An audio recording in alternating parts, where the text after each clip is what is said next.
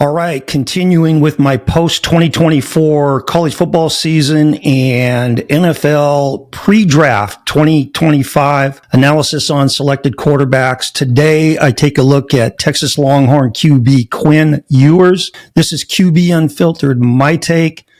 Do not sleep on Quinn Ewers. I don't ever slow up, no I don't take shit. I got no love for the fakeness. If you wanna play tough and wanna hate this, I'll always show up and make a statement. I don't ever slow up. Okay, coming from the desert in Southern California, it's 98 or 99 degrees right now. So if it looks like I'm sweating, that's because I am. Okay, Quinn Ewers, I really like him. I've always liked him. I think that the caveat that needs to be thrown in when we talk about Ewers' career at the University of Texas and this year and last year is, I believe last year you got the true look at his ability and what he can do on the field. I think this year, when he hurt and injured his oblique muscles, right, in the core side, the side of the torso, and came back from that injury, it's my belief that for the rest of the season, he was never close to being healthy. And I think that hurt his game this year. We're going to talk a little bit about that, but I just don't think that Ewers was healthy the rest of the year. And if you think about it, guys, anytime that you've got an oblique injury, cartilage in the rib, abdominal, anything in the core as a QB when you're throwing the ball and coming through with that rotation, man, you use that part of your body to execute the throw and snap it off. And if you've got issues where you've got a bad strain, you've got a tear, whatever, it is painful when you throw the ball. And I think that showed from the time that he came back, and his first game was against the Oklahoma Sooners in the Red River rivalry, where he just looked completely off to me and looked like he was playing hurt. And I think that was pretty much the way it went for the rest of the season this year in 2024. Now, the other thing with Ewers this year, comparing it to last season, was I think the fact that he wasn't physically 100% for most of this season, I think that had an effect on him mentally as well. And so when you watch him play in these games, a lot of times it looked like his decision making was just a little bit off, a little bit slow, just a little bit out of sync with the rhythm and the tempo. And I think that the physical struggles that he was going through may have had some sort of an effect on him mentally. Now, Quinn Ewers, let's jump into this. First, his strengths. This is what I really like about him. He throws a really catchable ball and he's accurate. When he's got all systems firing together, I'm talking about his balance, weight distribution, feet, stride into the throw, push the ball up and back, good arm slot, transfer that weight, deliver the throw in rhythm and tempo. Man, he's accurate. He's accurate. He throws a catchable ball. Spirals, don't handcuff receivers. He puts the ball where it needs to go and is accurate. Okay. He's got the ability to change arm angles on throws. Now, this is a big skill for any quarterback. I talked about Cam Ward being able to do this. You know, Patrick Mahomes is a master of this. But with quarterbacks, you want to be able to throw with your normal delivery, and each QB is unique in his delivery, and Ewers is no different. I think he sort of pushes the ball sometimes, right? But he has a way of delivering the ball that's consistent, okay? But you can't always throw it that way, where you have to drop down and sling it almost sidearm. And he has the ability to do that. And then when you're throwing these quick screens out there, you know, these punch screens and bubble screens, where I call it throwing hand grenades or turning the double play in baseball, where you're just catching that shotgun snap, dropping down and chucking it out there. He does a nice job of that. He throws really well on the move. You know, this is another skill that quarterbacks obviously have to have. There's going to be times, obviously, where the pocket collapses on you and you got to get out and throw the ball on the move. There are times where quarterbacks can break pocket and they've got time to pat their feet down, reset, and get the ball out from a stationary position. But a lot of times you can't do that. And there's an art and a skill to being able to throw the ball on the move and put accuracy on that throw. And he does a really nice job of that. And because he's been coached up, and I will say this until the end of time, former quarterbacks who are offensive coordinators or head coach offensive coordinators, former quarterbacks do the best job of coaching quarterbacks. And quarterbacks that play for former quarterbacks are coached better than other guys are. That's my belief, okay? The QB position is the hardest position to coach and the most unique position on the football field.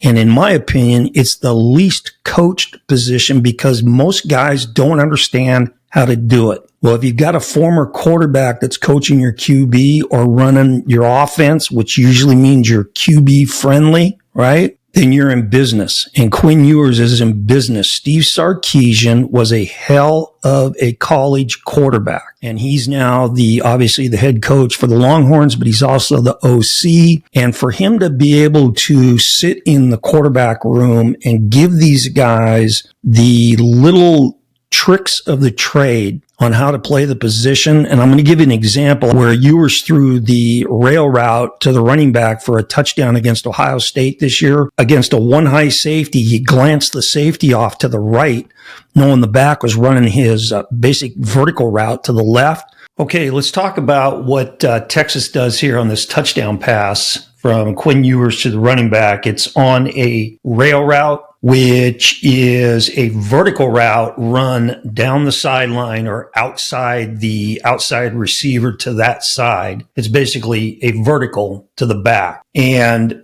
Sarkisian just drills Ohio State with this play because the coverage scheme and the defensive call that the Buckeyes have here, they're rolling the dice that Texas isn't free releasing and throwing the ball to the running back. And I'll explain that to you when I draw up this route. And then I'll talk about the little thing on this play that Quinn Ewers did that tells me he's well coached. All right, here we go. Okay, let's talk about the routes now real quick. On the three receiver side, the game's not over here. All right, the game's over here to the side, the single receiver side where the back is. Ohio State's playing cover one here, man to man. Here's where the game is on the play side. Single receiver cuts his split down, which cuts that corner way down and gives this running back all kinds of grass to the outside. Then he inside releases, which collapses that corner even more, and he ends up running an in route. So this corner is gone. That free safety now pretty much has center field. All right, cover one, man free. Now, when I said that Ohio State was rolling the dice, if they're playing cover one here, who's responsible for playing the running back man to man? You would think this linebacker right here, correct? Well, he blitzes. He comes B-gap on the snap. The opposite inside linebacker goes B-gap. And then they take the two interior guys and they step in the line of scrimmage and then bail them back into like a zone blitz type look. Well, that's all great. Looks good in clinic talks, right? But there's no way in hell that this 300-pound interior dude is going to run with this guy. And that's pretty obvious when you saw it on film. So the running back is going to free release, which means he has no pass pro responsibilities here. He is just going. And there's the rail route. Now what Ewers does, which really puts the icing on the cake here, is he assures that this guy's not going to get in on this throw. On his drop, right? And it's not a clean three-step drop because remember, Ohio State's zone blitzing, so they're bringing heat, and these two dudes are basically coming unblocked. So Quinn needs to get the ball out of his hand, right? But what he does, which is awesome on this play, is he does a quick glance that way. Now, the free safety, he's reading Ewers, right?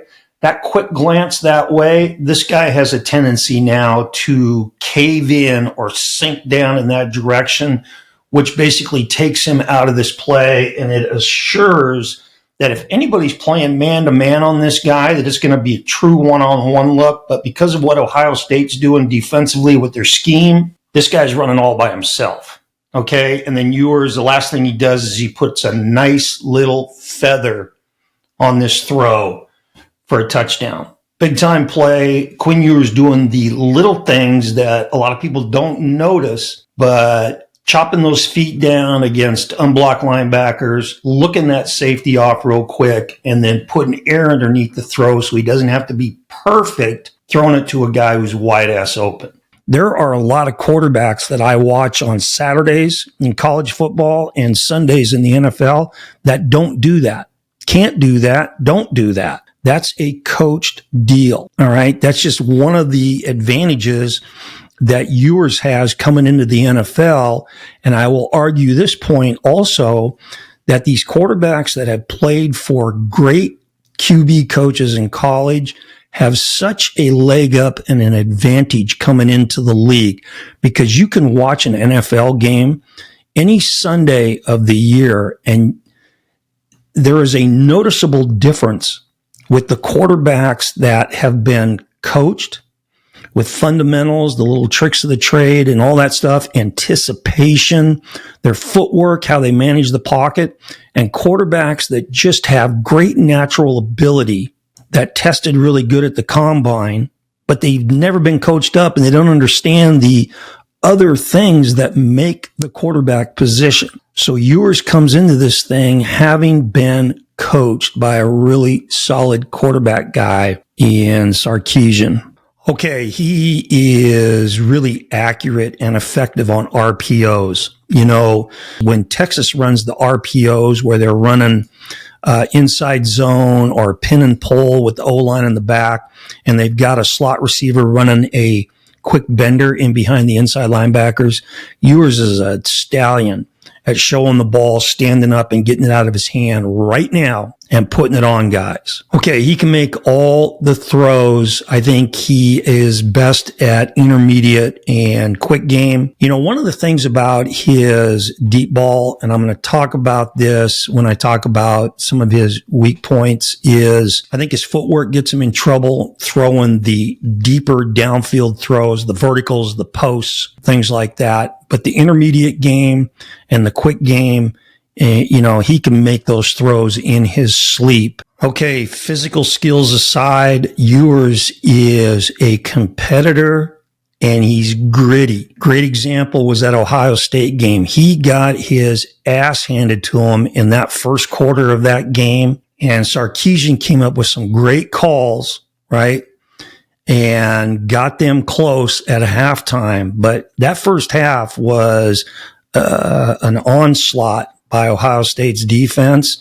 And I think that it had somewhat of an effect on Ewers. In that second half, he battled his ass off. He made some huge plays. He also made some really smart plays, checking the ball down, moving the sticks, getting first downs, and then some big throws for touchdowns and big throws for first downs, and making it with dudes in his face, going down, getting hit as he's throwing the ball.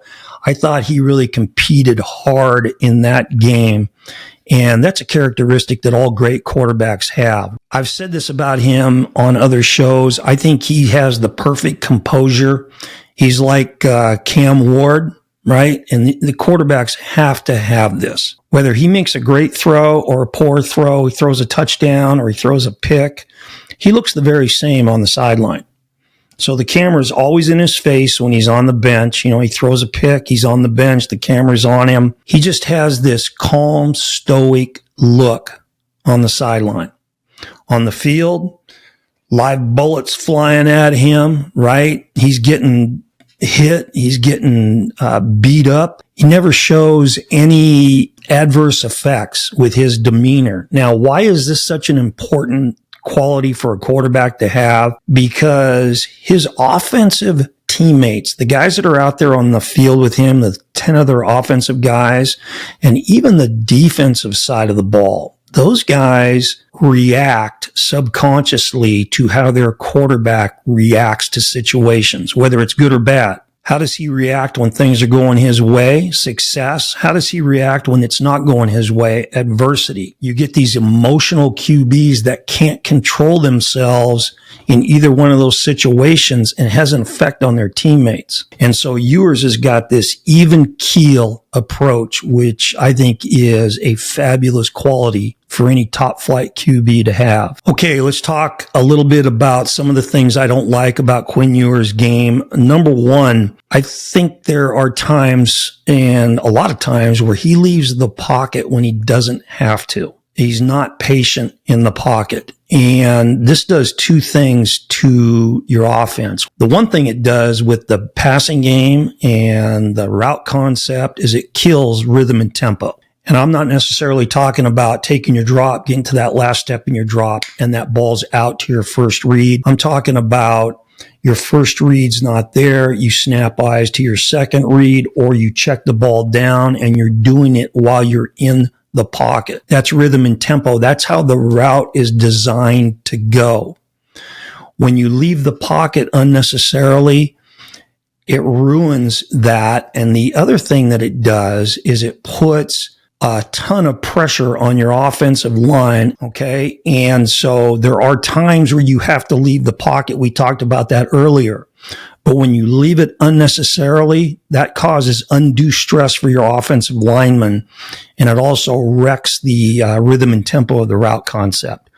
Okay, this one was kind of obvious to me in the Ohio State game, and I saw this at other parts of his Texas career where when he was forced to climb the pocket, so move up in the pocket, okay, and a quarterback's going to do that when he starts to sense that one or both of his offensive tackles are starting to get beat, and he's going to climb up into the pocket to buy himself time to throw the ball. What Quinn does when he does this on occasion is he climbs too fast up into the pocket, so he's climbing into sacks. Now, Quinn doesn't have the world's strongest arm, and arm strength to me is down here on what a quarterback needs to be successful. Accuracy is way higher to me. As long as a QB gets the ball out of his hand on time, right? Gets it out on time, and he's accurate, he's going to be a surgeon throwing the football. All right. Now, Ewers doesn't have the world's strongest arm. Okay. But he hurts himself because at times he doesn't stride into his throws. His feet are a little inconsistent. Now, when you stride, when you throw the ball, what you're doing with that stride step, that is the transfer of the weight. So you're getting your energy going from in between your feet and under your shoulders towards that front foot in the direction that you're going to throw the ball. You get that energy going, and it's out and towards the receiver.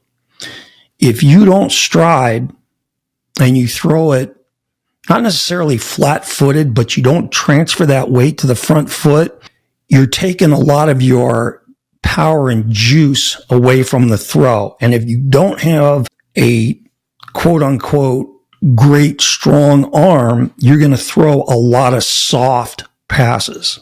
Okay, I talked about Ewers being able to make all the passes, but I felt like he was best at intermediate and short throws, and he got in trouble sometimes with the deep throws. I'm going to tie that in now with not having the strongest arm. There were a lot of times this year where he threw outside verticals on a 3-step drop where he'd go 1, 2, 3, hitch, stride, and throw.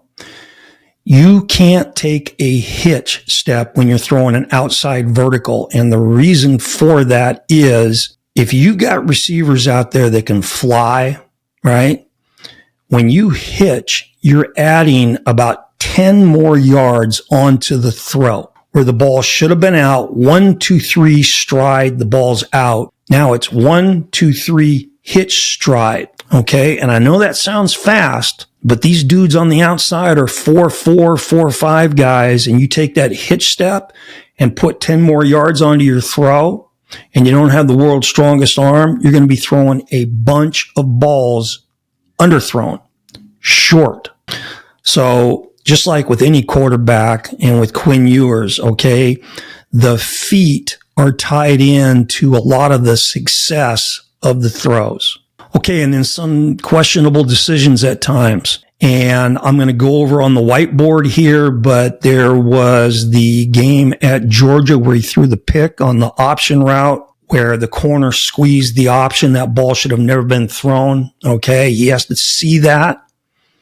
That should have never been thrown.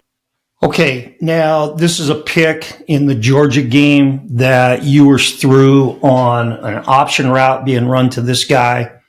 Okay, the Longhorns are in empty, 5 wideouts, 2 receivers to the right, 3 to the left. I'm not going to draw up the routes on the left side because the game and the mistake is to the right side. And this is what Texas is trying to run here. Okay, they're running an option route to this slot receiver. Based on how this defense is set up coverage-wise, you know it's a zone coverage. All right, they have nobody on this guy.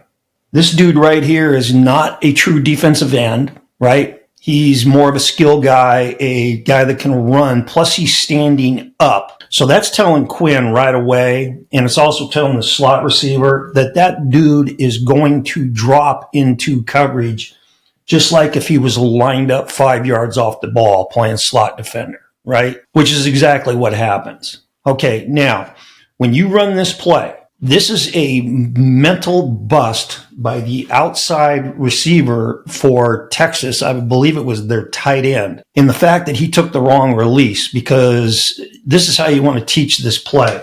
If this guy takes an outside release on the vertical route, this corner, right, who's got what looks like squat coverage, 2 zones, so he's got flat, but he wants to funnel that outside receiver inside on any type of vertical route.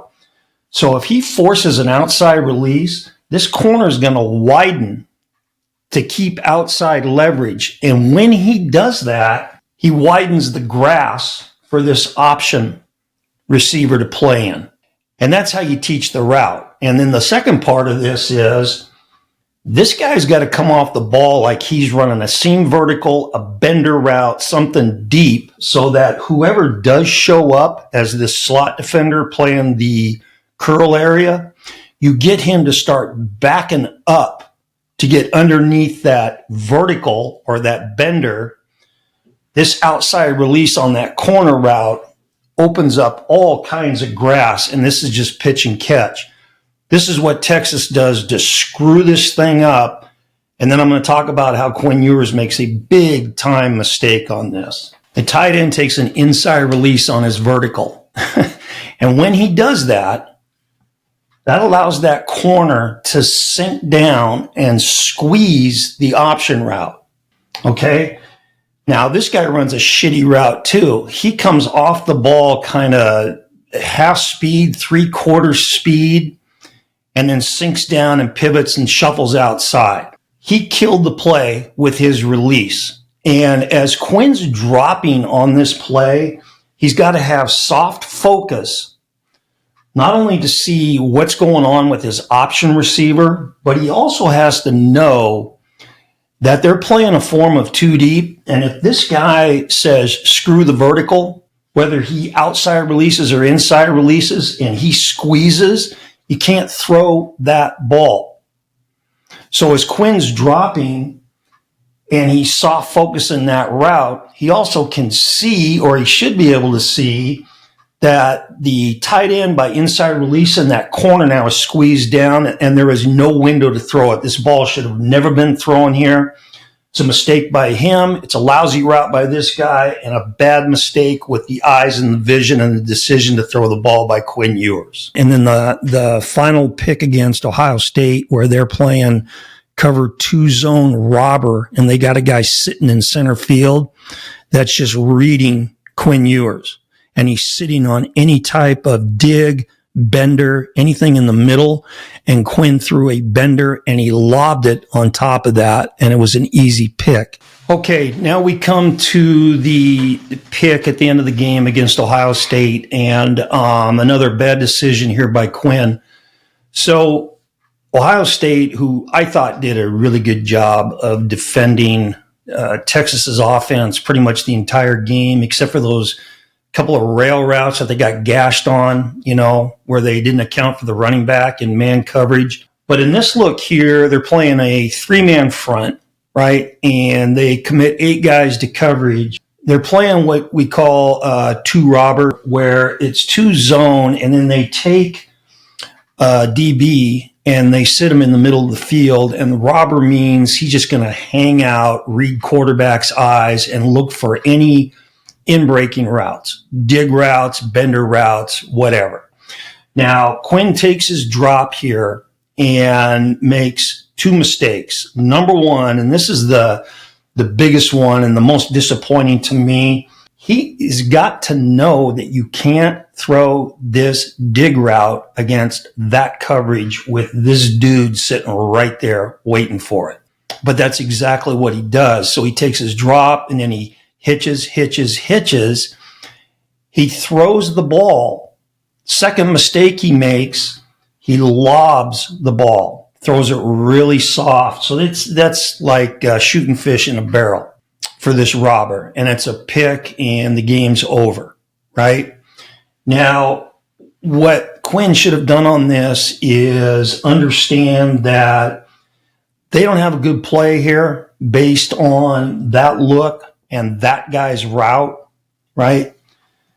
So I'm either throwing the ball to this guy coming out of his break, right? Or I'm checking the ball down to the tight end or even the running back, and we get what we can get and we line up and run another play and hopefully have a better call than the one we had against that coverage. Those are decisions that are questionable, and he's got to get those cleaned up when he gets into the NFL. Okay, so at the end of the day, Texas was where they were at the end of 2023 and 2024 because of the guy pulling the trigger for him at quarterback, Quinn Ewers. Had a hell of a career at Texas. You've got Cam Ward, who is the class of the QBs in this year's draft. You take Cam Ward out of the picture, Quinn Ewers is in that next group of upper echelon QBs, and I got him up there high. I just like his overall game. And as I've said before, mental, physical, leadership, miscellaneous. He does stuff right off the field, and that's huge, right? Face of the franchise type of stuff. He's a positive role model. He makes good decisions off the field. He's a good leader. You can just see that in how he operates on the field and the respect he gets from his teammates and his coaches. He makes good decisions. He's well coached by Sarkisian. He needs to clean up a couple of things that we talked about in this video. And physically, I think that when he gets back to 100%, he's going to be a guy that is going to make some noise in the NFL. Now, is he going to come into the league and light it up on day one? No. Is he going to be a starter in year one? Maybe at some point. Okay, if you're enjoying my takes on QBs, a little bit of the passing game, a little bit of coaching, a little bit of offensive philosophy, then like the video and please subscribe to the channel. I appreciate the support. This is QB Unfiltered, and remember, always throw the ball short to guys who can score. See ya. I don't ever slow up, no I don't take shit. I got no love for the fakeness. If you wanna play tough and wanna hate this, I'll always show up.